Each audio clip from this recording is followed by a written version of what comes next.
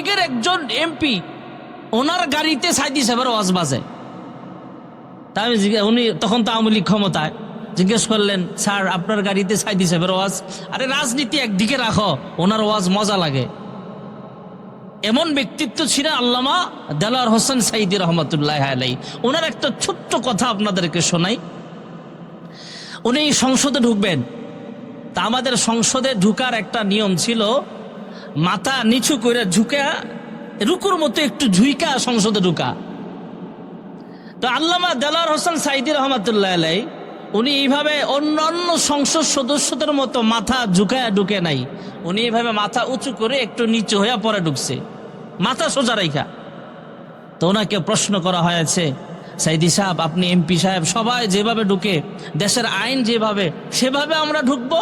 আল্লামা দেলোয়ার হোসেন সাইদি রহমতুল্লাহ আলাইহি সেদিন দ্ব্যর্থহীন ভাষায় বলেছিলেন, আমি সংসদ সদস্য হই অথবা পার্লামেন্টের প্রধান হই, প্রধান মেম্বার হই, রাষ্ট্রপ্রধান হলো, আমি ক্ষমতায় থাকার জন্য আল্লাহ বিরোধী আইন পাশ করতেও দেওয়া হবে না, এমনকি আমি আল্লাহ বিরোধী শিরিক কাজ আমি করতে রাজি না।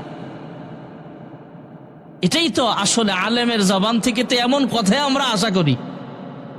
আমাদের গত 16 বছরে অনেক আলেম, মাজলুম আলেম জেলখানায় ছিলেন। এর ভিতরে কয়েকজনের নাম বলি। একজন হলো